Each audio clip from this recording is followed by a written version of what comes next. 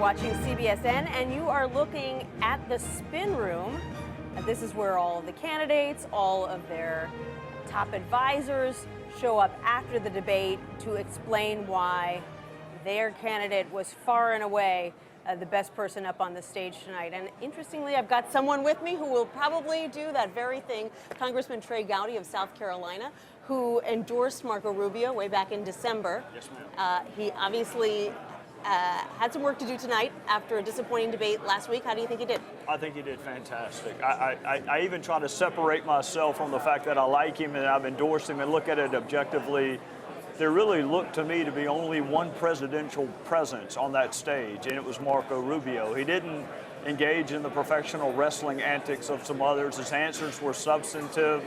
He looked like a commander-in-chief. He frankly defended George W. Bush in some instances better than his brother did. I thought he looked incredibly presidential. He looked so comfortable and so fluent with detail that you wonder why he felt he needed to stick with talking points in some of those previous debates. Well, I think Marco is the most effective communicator in our party. And I said that before the last debate. I said that after the last debate. We don't always appear to be human, but those of us who talk for a living are. I think if you look at the last debate, 90% of it was pretty good. It's just the 10% that played on that endless loop. Wasn't his greatest moment, but tonight was. I thought he was flawless tonight. Did you think it helped him that Chris Christie was no longer up on that debate stage? Because Christie has really been gunning for him the last few debates, and so he had to spend a lot of time sort of knocking that down instead of putting out his own agenda. Well, I don't think it was just Governor Christie that was gunning for Marco. He's had a lot of money spent against him, and, you know, Ted Cruz continues to perpetuate some myths with respect to Marco's record. So Marco, for whatever reason, has been the recipient of lots of attacks and lots of barbs. Tonight, none of them had any impact. He deflected all of them. I thought even the exchange with Cruz, where he had to remind Senator Cruz what his position on immigration was, again, I don't think he could have been better than he was. Well, as a matter of fact, we do have a clip of that. So let's take a look at the clip where not only did they talk about immigration, but he schooled him in Spanish. Let's take a look at that, and then we'll discuss it with the entire panel. Just a moment. Ted Cruz at a committee hearing very passionately said, I want immigration reform to pass. I want people to be able to come out of the shadows. And he proposed an amendment that would have legalized people here. Not only that, he proposed doubling the number of green cards. He proposed a 500% increase on guest workers. Now his position is different. Now he is a passionate opponent of all those things. So he either wasn't telling the truth then, or he isn't telling the truth now. But to argue he's a purist on immigration is just not true. Major, I get a response to that. Very quickly. All right, Senator Cruz, your response, Senator Cruz. You know, the lines are very, very clear. Marco right now supports citizenship for 12 million people here illegally. I oppose citizenship. Marco stood on the debate stage and said that, but I would note not only that, Marco has a long record when it comes to amnesty. In the state of Florida, as Speaker of the House, he supported in-state tuition for illegal immigrants. In addition to that, Marco went on Univision in Spanish and said he would not rescind President Obama's illegal executive amnesty on his first day in office. I have promised to rescind every single illegal executive action, including that one. And on the question, Well, first of all, I don't know how he knows what I said on Univision because he doesn't speak Spanish. And second of all, the other point that I would make... Marco, si quieres, díselo ahora mismo, díselo ahora. En español, si quieres. This is a disturbing pattern now, because for a number of weeks now, Ted Cruz has just been telling lies. Right. He lied about Ben Carson in Iowa. He lies about Planned Parenthood. He lies about marriage. He's lying about all sorts of things, and now he makes things up. The bottom line is this is a campaign, and people are watching it, and they see the truth behind all these issues. And here's the truth. Ted Cruz supported legalizing people that were in this country illegally, simply and only now does he say he will. That is absolutely false. What he said is knowingly false.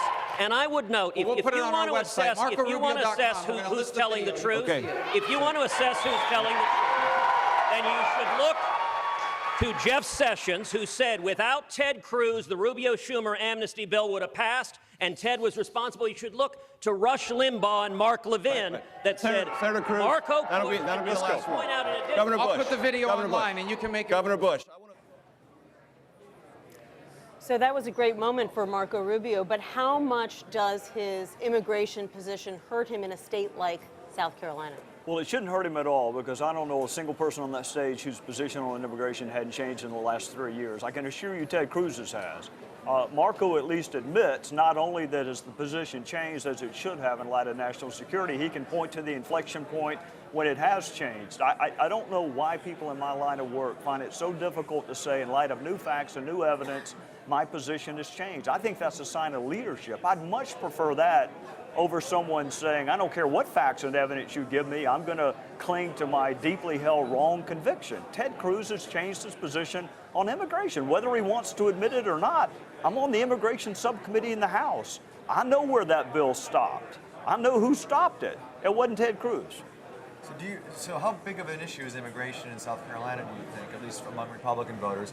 And do you think this was a draw between Cruz and Rubio in terms of, I mean, this is an argument we've seen over and over again. It doesn't seem like anybody wins it. We just sort of get to the same point after every debate. So what does that mean moving forward? Well, immigration is an important issue in South Carolina. I think my fellow South Carolinians are much more interested in what your position is today as opposed to what it was 3 years ago.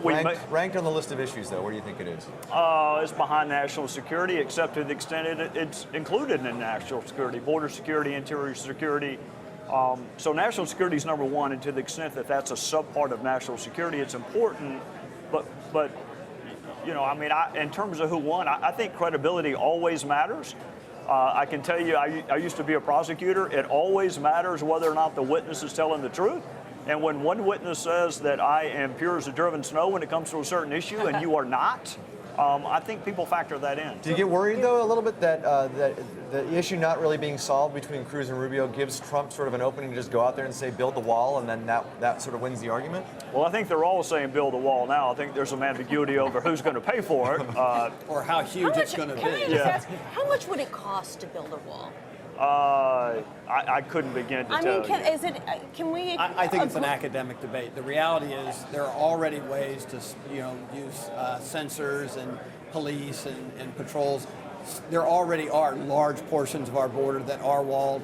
So it's kind of a specious argument, and I think Congressman Gowdy's 100% right. Yeah. There is not a scintilla of difference between everybody on that stage and what they want for the border.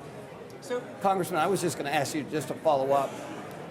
No question Marco Rubio's one of the best, if not the best, pure debater on that stage. And other than the slip up in the New Hampshire debate, he's really done exceptionally well throughout. But then something strange happens where once he's done debating, he kind of just disappears. I mean, there's no remarkable news that he makes during the course of the week after the debate. He tends to sort of flatten out in the surveys that we've seen. And he's got 1 week left between now and voting on the South Carolina primary. What does he need to do tomorrow, the next day, throughout the next week to try and get where he is to some competitive advantage, either against Cruz or against Trump himself? Well, I would disagree with you only to this point. I thought coming out of Iowa, in part because of debate performance, he did have momentum going into New Hampshire. So I think that he was on the ascendancy, if that's the right word. And I think what happened tonight is people saw somebody who was eminently presidential, despite the fact he may have been the youngest person on the stage. He acted like he was the oldest person on the stage. Substantively, he's good. He didn't engage in the food fight. And I hope what my fellow citizens will do is say, okay, we're angry, we're frustrated, we have made our point, but now we need to make a difference. We made the point, let's make the difference. We are picking someone who's going to lead the free world. We're picking someone who's going to pick Scalia's replacement. And you only do that if you win in November. So if you care about winning, you better find a candidate who can win in November. All right, Congressman Trey Gowdy, thank you so much for joining us here. We really appreciate it. Thank you. And we're going to take a quick break. When we come back, more analysis from the Spin Room here in Greenville, South Carolina. So stick around.